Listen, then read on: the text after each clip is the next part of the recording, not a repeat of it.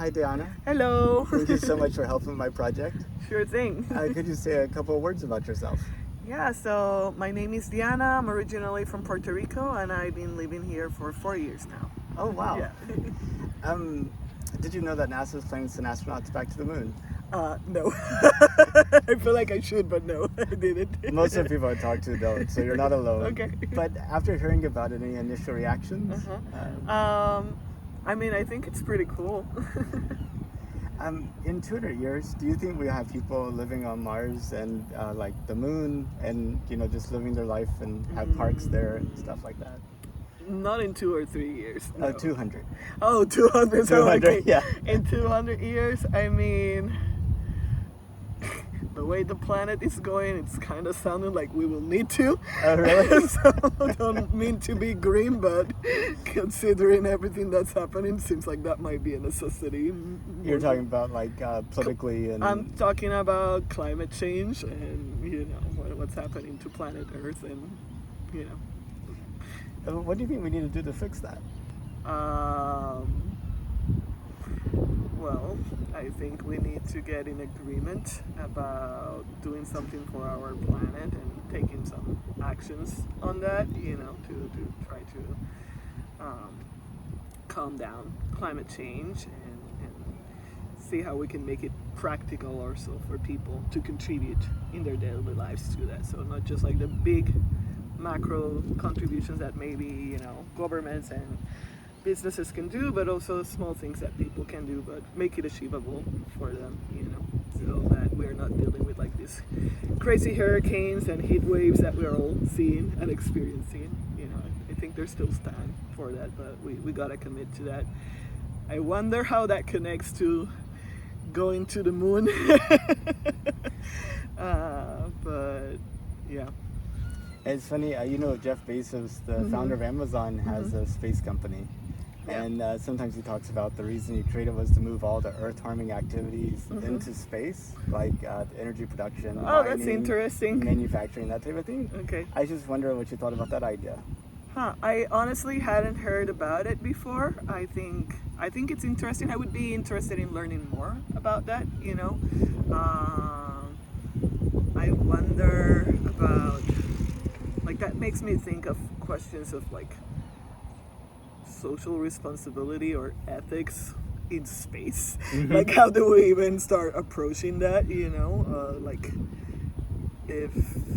what can we learn perhaps from our mistakes in being good guests on Earth as we branch out into space, so that we don't repeat those same mistakes, so like on the one hand, I like the idea of like outsourcing some of the dangerous parts because there's no life there, so maybe some of those extremes here are not as extreme over there or as damaging. At the same time, if we are kind of like starting from scratch, can we do a little better with the knowledge that we have right now?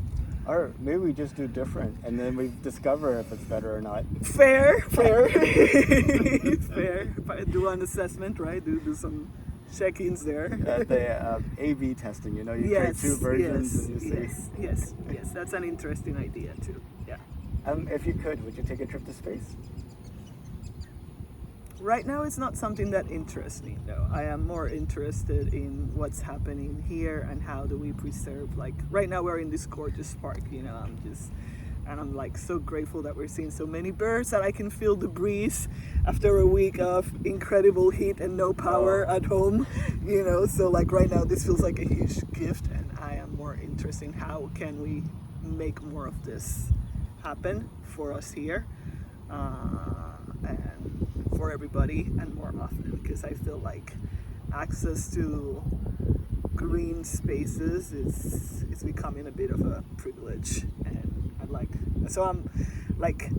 I'm excited about the idea of going to the moon, but let's say that that's not where I personally would put my money or my energy or my effort. I wouldn't shortcut anyone else who wants to do it, but like, can we work in tandem?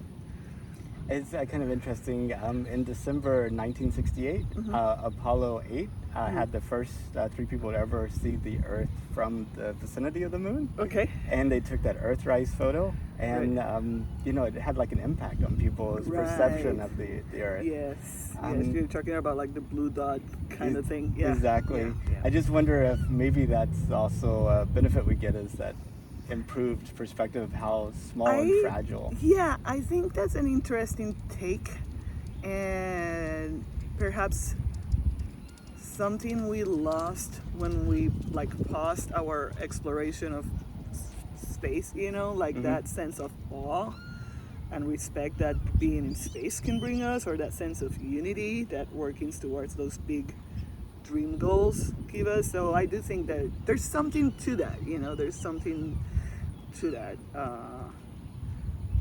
I'm not in that field, so I don't know how to get there, but I do think there's like, how can I say this? There's like a poetics of space that can reflect back to us and make us appreciate things better. I do think there's something to that. Well, Deanna, thank you so much for your time. It was a pleasure to get to talk to you. All right, thank you. Thank you for doing this.